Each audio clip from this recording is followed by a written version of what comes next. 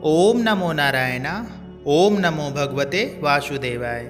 जय श्री कृष्णा। राधे राधे। जय माता दी। हर हर महादेव। जय भोलेनाथ। जीवन में बहुत सारे कष्ट होते हैं। बहुत सारे कष्टों से इंसान का जीवन गुजरता है। कुछ कष्ट ऐसे होते हैं जो जन्म से ही साथ चलते रहते हैं। कुछ कष्ट ऐसे होते हैं जो हमारे कर्मों द्वारा मिलते हैं, और कुछ कष्ट इस तरह से होते हैं जो जीवन में कभी ना कभी हमें मिलते रहते हैं, या कुछ ऐसा हो जाता है हमारे जीवन में घटित जो नहीं होना चाहिए। कुछ ऐसी घटनाएं हो जाती हैं जो नहीं होनी चाहिए। तो इस तरह से हमारे जीवन में कष्ट आते रहते हैं। कष्ट जीवन का एक भाग होता है। जिस तरह से सुख आता है उस तरह से जीवन में दुख भी आता है। अगर खुशहाली आएगी तो कष्ट भी आपके जीवन में आते हैं। अगर इंसान को दुख ना आए तो जो प्रसन्न वाली मुद्रा होती है, या जो हमारी मुस्कुराहट होती है, हमें मुस्कुराहट का या हंसी का या मुस्कान का कोई फ़र्क पता नहीं चलेगा अगर दुख नहीं होगा तो। दुख है तभी सुख का हमें अंदाज़ा लगता है या सुख हमें महसूस होता है। इसी तरह से जब कष्ट होते हैं तभी आराम का हम आराम को महसूस करते हैं। तो हमें जीवन में इस बात का बहुत ध्यान रखना चाहिए कि हम कभी भी किसी के जीवन में इस तरह से कुछ कर्म ना करें कि उसके जीवन में कष्ट आ जाए, या हमारी वजह से किसी ऐसे व्यक्ति को कोई कष्ट ना हो जाए। जो व्यक्ति अच्छा हो, सब कुछ सारी चीज़ें अच्छी हों, हमें अपनी तरफ से ऐसा कोई कर्म नहीं करना चाहिए जिससे किसी के जीवन में परेशानियां आ जाएं, संकट आ जाए, या उसका जीवन खराब हो जाए। इस तरह से हमें कोई भी कर्म नहीं करना चाहिए। जीवन में बहुत सारे कष्ट ऐसे होते हैं जो हमारे पुराने जन्मों के फल होते हैं, और कष्टों को जो हम झेल रहे हैं कहीं ना कहीं हमारे जीवन में फलदायी भी होता है। अब आप कहेंगे कि फलदायी कैसे होता है, कि कष्ट झेलना फलदायी कैसे हो सकता है। जो हमारे जन्म जन्मांतर के कष्ट होते हैं, जो पुराने जन्मों के पाप होते हैं, जो पुराने जन्मों में हमारे पाप चले आ रहे हैं, जो इस जन्म में भी हमारा पीछा नहीं छोड़ रहे होते हैं, तो जब हम अपना जीवन कष्टों में व्यतीत करते हैं या हमारे जीवन में कष्ट चल रहा होता है, तो वो पाप कट रहे होते हैं। जो जन्म जन्मांतर के पाप होते हैं वो कट रहे होते हैं। जैसे मान लीजिए कि आपके सामने भोजन है, आपने व्रत रह लिया, आपने अपने शरीर को कष्ट दिया, तो वो भी एक पाप काटने का तरीका हो गया। अगर आपके घर में एसी है, सब कुछ है, पंखा है, फिर भी आप गर्मी में बैठे हैं, आप घर में जैसे महिलाएं घर में सभी के लिए भोजन बना रही हैं, गर्मी बहुत है, पसीना आ रहा है, लेकिन फिर भी तपते हुए भोजन बना रही हैं, सभी के लिए भोजन तैयार कर रही हैं, बच्चों के लिए त्याग कर रहे हैं, अपने मन को मार के बच्चों के लिए त्याग कर रहे हैं, बच्चों को अच्छे स्कूल में पढ़ा रहे हैं, खुद शौक़ नहीं कर पा रहे हैं लेकिन अपने बच्चों को शौक़ करवा रहे हैं, परिवार को शौक़ करवा रहे हैं। तो इस तरह से जीवन में हम अपने आप में कष्ट देते हैं, जीवन को कुछ ना कुछ कष्ट देते रहते हैं, जिससे हमारे जो जन्म जन्मांतर के पाप होते हैं वो कटते रहते हैं। बहुत सारे व्यक्ति ऐसे होते हैं जिनके जीवन में बहुत सारी खुशियाँ होती हैं, फिर भी वो अध्यात्म का मार्ग चुन लेते हैं। जीवन में बहुत सारे कष्ट होते हैं तो भी अध्यात्म का मार्ग चुन लेते हैं। अब अध्यात्म का मार्ग जो है, जैसे लोग संत बन जाते हैं, महात्मा बन जाते हैं, वो भी एक कष्टमय जीवन है। कोई वहाँ पे मज़े लेने के लिए या कोई बहुत आराम करने के लिए संत या महात्मा नहीं बनता है। वो कष्टों का जीवन चुनता है, कांटों भरा जीवन चुनता है। जब वो संन्यास लेता है जीवन से, या सन्यासी बनता है, या संत बनता है, या महात्मा बनता है, तो कहीं ना कहीं वो तपस्या कर रहा होता है। वो अपने कष्ट झेल रहा होता है, जीवन को कष्टों से निकाल रहा होता है, जिससे उसके जन्म जन्मांतर के पाप खत्म हो जाते हैं। और जब जन्म जन्मांतर के पाप खत्म हो जाते हैं तब इंसान को मुक्ति मिल जाती है।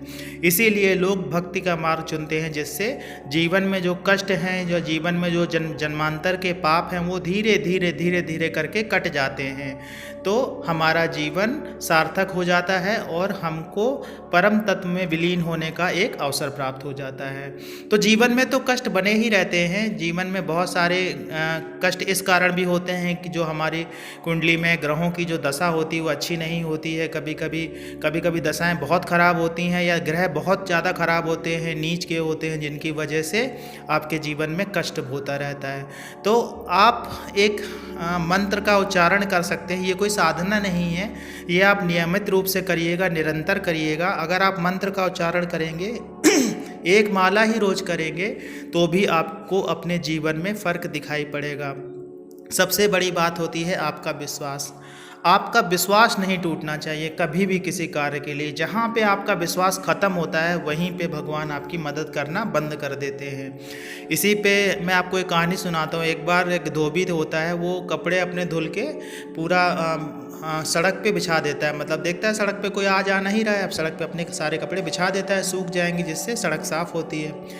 कुछ समय बाद एक संत या महात्मा बोल सकते हैं, सन्यासी बोलते हैं, भगवान के नाम में बिल्कुल मग्न होके वो चलता चला आ रहा है। वो ध्यान नहीं दे रहा है कि मार्ग में कपड़े फैलें और उनके ऊपर चलते हुए निकल जा रहा है। लेकिन उसको निकल जाने के बाद इस बात का आभास होता है कि वो कपड़ों पे चल के आ गया है और जिससे उस किसी धोबी के कपड़े ख़राब हो गए हैं। तो वो क्षमा याचना के लिए वापस मुड़ता है वहाँ से और उस धोबी के पास पहुँचता है। उस धोबी से मिलता है, बोलता है मुझे क्षमा कर दीजिए, मैं आपके कपड़ों पे चल के निकल गया, मुझे आभास नहीं हुआ, मैं भगवान के नाम में इतना ज़्यादा खोया हुआ था कि मैं नहीं देख पाया। लेकिन वो जो धोबी था वो तो पहले से ही बहुत गुस्सा था, इतनी ज़्यादा गालियाँ दे रहा था, उल्टा पुल्टा बोल रहा था कि किसने उसके कपड़े ख़राब कर दिए। जैसे ही उसे पता चला कि संत ने ऐसा कार्य किया, वो संत के पीछे पड़ गया, उसको खूब गालियाँ देने लगा, उसको खूब सुनाने लगा। संत हाथ जोड़ के इसके सामने खड़ा रहा, विनती करता रहा और क्षमा याचना करता रहा कि हमें माफ़ कर दीजिए, हमसे गलती हो गई है। तो इस तरह से वो कार्य करता रहा। तभी क्या हुआ कि धोबी को बहुत ज़्यादा गुस्सा आया, उसने एक लाठी उठाई और संत को मारना शुरू कर दिया। ऐसे में भगवान उसके ऊपर देख रहे थे, भगवान भोलेनाथ उसको देख रहे थे, माँ पार्वती भी देख रही थी। तो माँ पार्वती बोली देखिए आपका भक्त जो है संकट में है। तो भगवान ने सोचा चलो इस भक्त को संकट से निकालते हैं। वो जैसे ही भक्त के पास गए, वो जा ही रहे थे, तब तक ही भक्त का जो सहन शक्ति होती है वो ख़त्म हो गई। जब सहन शक्ति ख़त्म हो गई तो उसने भी डंडा उठा लिया और उसको धोबी को मारने लगा। ऐसे में भगवान ने देखा कि ये तो आपस में लड़ रहे थे, दोनों लड़ना शुरू कर दे, वापस आ गए। तो माँ पार्वती ने पूछा वापस क्यों आ गए? तो उन्होंने बोला नीचे दो धोबी लड़ रहे हैं, वो आपस में निपटा लेंगे, मैं तो वहाँ जाऊँगा जहाँ मेरी ज़रूरत है। तो भगवान आखिरी सहन शक्ति तक आपकी परीक्षा लेते हैं, लेकिन जब आपकी सहन शक्ति ख़त्म हो जाती है, आपकी सहन शक्ति आप तोड़ देते हैं, विश्वास ख़त्म कर देते हैं, वहीं आप धोखा खा जाते हैं। तो विश्वास बनाए रखिए, विश्वास अगर है तो सब कुछ है।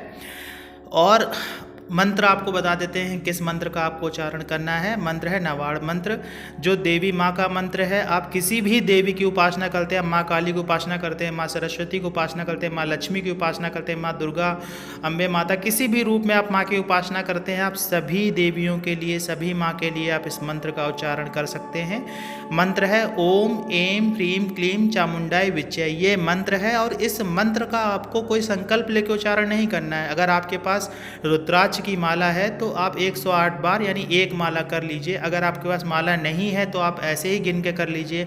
आपके पास ज़्यादा समय नहीं है तो आप 11 बार कर लीजिए, लेकिन भाव से करिएगा, मन में माँ का भाव लाके करिएगा। आपके जीवन में कष्टों का जो है अंत हो जाएगा, आपके जीवन में परेशानियां खत्म हो जाएंगी, आपका जीवन सुखमय हो जाएगा और आप जैसा चाहते हैं अपने जीवन में बिल्कुल वैसी ही चीज़ें धीरे धीरे करके बदलना शुरू हो जाएंगी। आप विश्वास रखेंगे तो ये मंत्र आपके जीवन में बदलाव ले आएगा।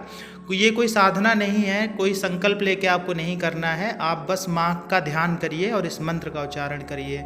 एक ही जगह पे करिएगा, उत्तर की तरफ मुंह कर लीजिएगा। अगर थोड़ा आप ज़्यादा मंत्र जप करना चाहते हैं, 11-12 बार खाली आप पढ़ना चाहते हैं, तो आप सीधे मंदिर की तरफ मुँह करके पढ़ लीजिए, कोई दिक्कत नहीं है। अगर आप 108 बार एक माला पूरी करना चाहते हैं तो घी के दीपक के साथ में करिएगा। रुद्राक्ष की माला, एक आसन, एक दीपक, एक दिशा, एक मंत्र और एक ही जगह पे और एक ही समय पे करिएगा। आपके जीवन में बदलाव अवश्य ही होगा।